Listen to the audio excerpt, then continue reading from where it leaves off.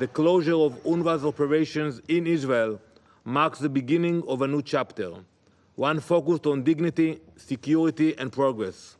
It is a moment to move beyond the failures of the past and to forge a path toward a better future for all. Israel told a meeting of the UN Security Council that it would cut all contact with the UN's Palestinian Relief Agency, UNRWA, within 48 hours, ban Israeli officials dealing with the agency, and require the closure of the organization's offices in areas under Israeli control. This coming after the Knesset bill on the closure passed last October, and breaking with Biden officials who argued that the agency plays too essential of a role in Gaza's humanitarian operations to be shuttered. The Trump administration came out on Tuesday in support of Israel's move to cut all contact with UNRWA. It is Israel's sovereign decision to close UNRWA's offices in Jerusalem on January 30th.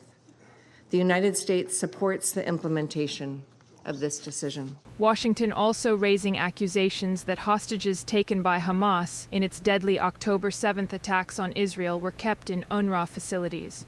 It is vital for a full and independent investigation to assess these very serious allegations. Unfortunately, this follows a pattern of serious allegations on the misuse of UN facilities, particularly UNRWA facilities, by Hamas terrorists. Israel claims that multiple UNRWA employees were involved in the attack and insists that other organizations can pick up the slack to provide essential services, aid, and reconstruction, something the UN disputes. The relentless assault on UNRWA is harming the lives and future of Palestinians. It is eroding the trust in the international community.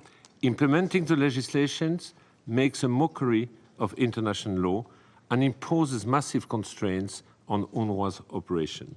The U.S. envoy also challenged this claim. UNRWA exaggerating the effects of the laws and suggesting that they will force the entire humanitarian response to halt is irresponsible and dangerous. UNRWA is not and never has been the only option for providing humanitarian assistance in Gaza. The speech marked a significant shift from the previous Biden administration, which also sought to defend Israel at the UN, but did so while denouncing Israeli policy in the West Bank and accusing Jerusalem of failing to do enough to alleviate the humanitarian crisis in Gaza. Shea avoided critique of Israel altogether, blaming Hamas for all civilian casualties.